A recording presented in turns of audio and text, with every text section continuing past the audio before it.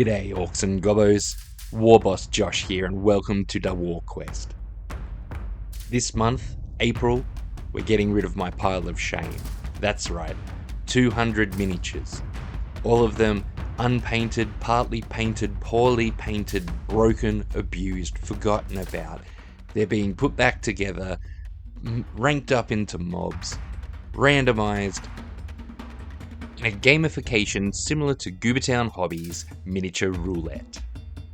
So strap yourself in, we got some fun over the last month, and see how much I can actually get done. The WAAAGHQuest starts now. First cab off the rank was the Wolf Chariot. This was only 3 miniatures, a archer and 2 standard bearers from the Wolf Chariot kit. And what I had randomized was a diorama. So I created the body of a chariot using some Sintra board and a wire brush to give it some wood texture, superglued them together, stuck that on a base with some basic shapes made out of coffee grinds, spray painted it all black, painted white texture onto the coffee to give it like a snow look. Gave a story where the wolves had dragged the chariot over a rock and broken its wheel, and we've got a wolf dragging away a goblin in the snow, and the snow is High-Row Everest snow texture paint. Standard bearers were a fun thing. There was 16 standard bearers left over from 7th edition Battle for Skull Pass. Every one of these had to be painted differently, so I had about 7 different colours of green to do their skin tones differently. Some of their hoods got patterns and different combination of colours used in their standards. The basing ended up being my standard basing for this project, and that was to be painted refractive green, covered in a quick base ready mix called Fields of Fantasy. This is one that I put together myself and is on sale, small plug, at Inbox in Baguio. So we're trying to grow the hobby. So you can go to Inbox in Baguio on Mabini Street and pick up a couple of hobby stuff. We also do a 40,000 one called Future in Ashes. Thanks. Shadowbox was a fun project. Used the plastic box and some Sintra board for the frameworks. I did a small plan and then aligned the 20 Night Goblin spearmen as if they were marching in order up and out into the sunshine. Night Goblin stickers were just regular Night Goblin archers, however their standard bearer needed to have free hand, and I'm not really good at free hand, and the standard bearer came with a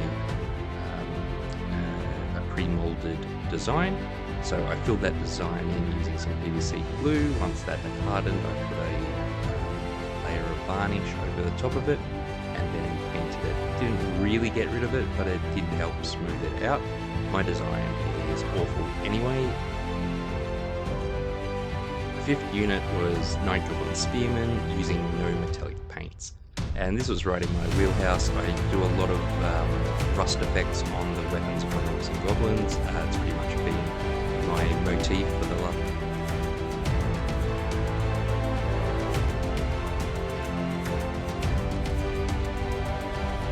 The Arrow Boys were pretty broken up. There was 2 6th edition monopose orcs as well in that double hand weapon. So a smaller bit of converting to get these guys like Arrow Boys again. A lot of things have been chopped off previously, and then it was just a regular paint job. These guys were supposed to be painted with a heraldic style, like a Bretonnian arm, but it was just well beyond my skill level.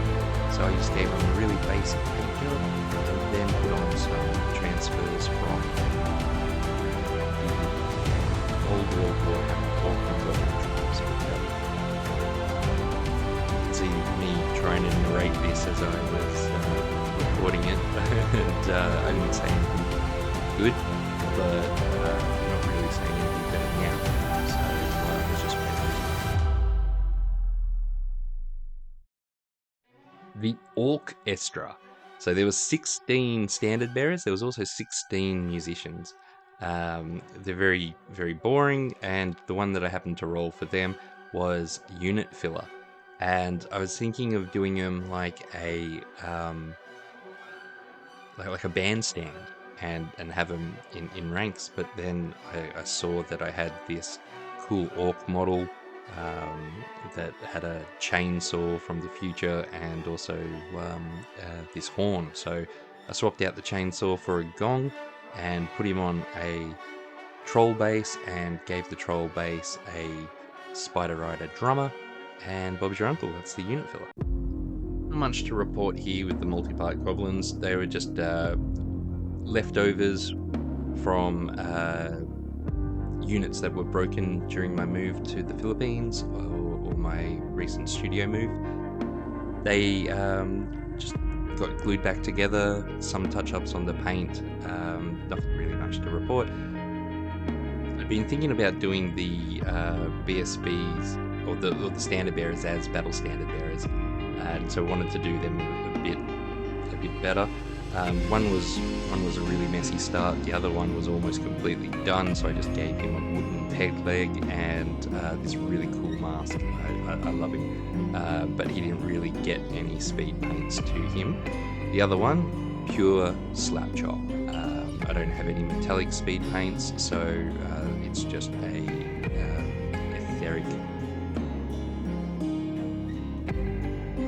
4th Ed Goblins, 4 hours of power. Basically what it says. So that Saturday I just sat down and in 4 hours took them from black to fully painted. Actually in that 4 hours I didn't get to put the snow texture on because their PVC glue was still drying. There's nothing extra special about them, but you can just see here every hour just checking in on my progress. This is probably the favourite model of mine for the last 2 years that I've painted. I've probably even my best efforts. Love him, love his eye. This was not supposed to have any black, but he had a really bad base coat, just colours on top of the bare metal. So I spray painted him black and went from there. So he's still got black in his shadows, but very proud of this fellow, and I can't wait to get him on the table. I was so happy when I rolled to paint left-handed faces for spearmen.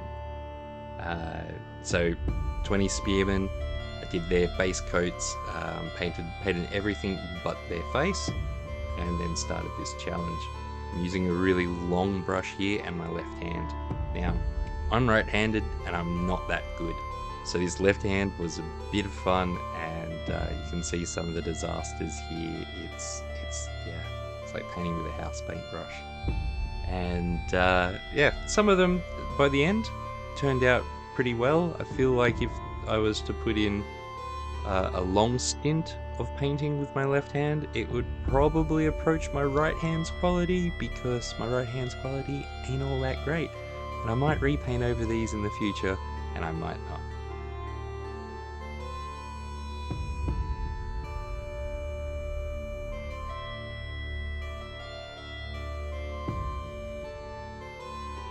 So there's the full painted stuff from this month of April. I didn't get them all done.